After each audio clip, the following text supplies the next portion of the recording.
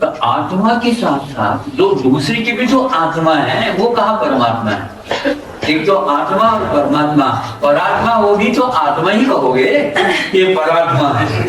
ऐसे क्यों करे, उपेक्षा क्यों? आपकी भी उपेक्षा होगी क्योंकि आपके लिए होगा ये परात्मा है। वो परमात्मा कहा मैं भी तो परात्मा हूँ, परमात्मा भी यही कहेगा। तुम्हारे दृष्टि में यदि पर आत्मा के लिए कोई स्थान नहीं है तो परमात्मा कहेगा तुम कभी परमात्मा बन नहीं सकोगे और परमात्मा की पहचान भी नहीं कर सकोगे। परमात्मा के ऊपर विश्वास रखना चाहते हो तो परात्मा को भी अपनी दृष्टि में रखो। परात्मा है, समझे? ये सारी आत्माएं तो दूसरी है, तो परमात्मा भी तो दूसरी है। उनके ऊपर यदि विश्वास रखते हो तो सामने वाले के ऊपर भी तो विश्वास रखो। आपका सम्यक दर्शन दूसरे के ऊपर विश्वास रखने से है, ध्यान रखो। हाँ, जीव तत्व के ऊपर श्रद्धा रखो। आस्तिक के गुण का बताया था आपने, बिल्कुल। प्रत्येक अस्तित्व को स्वीकार कर। हमारे ये कहना कि पर आया तो स्व भी है, स्व आया तो पर भी है। ये संबंध है, सापेक्षवाद है। उसको संबंध क्या है समझ लो। जब संबंध है ही तो छोड़ नहीं सकूंगा। पर कहीं से एकदम जो है आप तेजी से होने लग जाओ तो इसका आधार क्या? पर की बात मत करो।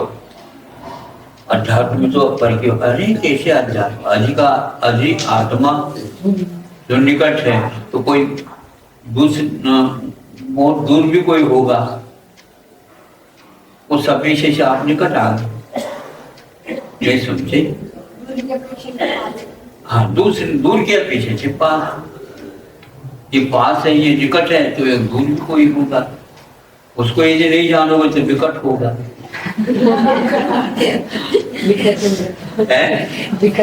बिल्कुल विकट का ही प्रसंग। इस सब विकट समस्या में फंसे हुए बिल्कुल। ज्यादा पढ़ाई और कुछ वस्तु नहीं, एक को पढ़ो और फिर मारे। जो आपने पाया सामने वाले भी पा सकता है, वो भी पा जाए, इस प्रकार की भावना। ये भावना चीज नहीं रखते हो आप अपनी उन्नति कैसे कर सकते? स्वयं को ऐसे दर्पण में ऐसे तो देखा नहीं जाता, लेकिन भावों के माध्यम से स्वयं की वृत्ति क्या है अपने आप ज्ञात हो जाती है। मैं कितने स्वार्थ वाला हूँ और कितने परमात्मा। कर्मों को काटना है तो राग द्वेष मत करो, तब आप में भी नहीं रहना चाहता है, ऐसा तो है ही नहीं। वह राग द्वेष कर रहा है, इसका अर्थ ये है अभी अपने साथ उसका जोड़न है। यदि जोड़न हो गया है तो पर से कभी वह द्वेष रखेगा ही नहीं।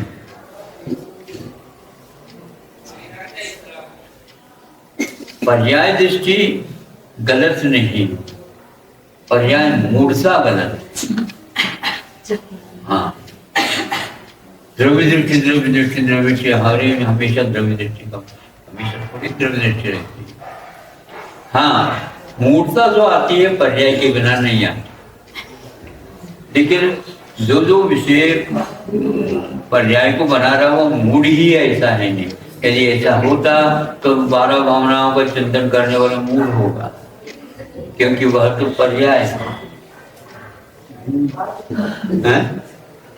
नहीं समझे? अनुप्रेक्षा को चिंतन करनी योग्य चीज है। एकत्व कहो तो एकत्व, अनेकत्व को जानो तभी तो एकत्व। अन्यत्व है, अन्यत्व का अर्थ अपने अलावा दूसरा कोई है, ये अन्यत्व है। दोनों को जानना पड़ेगा। छूटने से केवल आत्मा आत्मा तो अंतर्मुख की बात है। ऐसा है ही नहीं।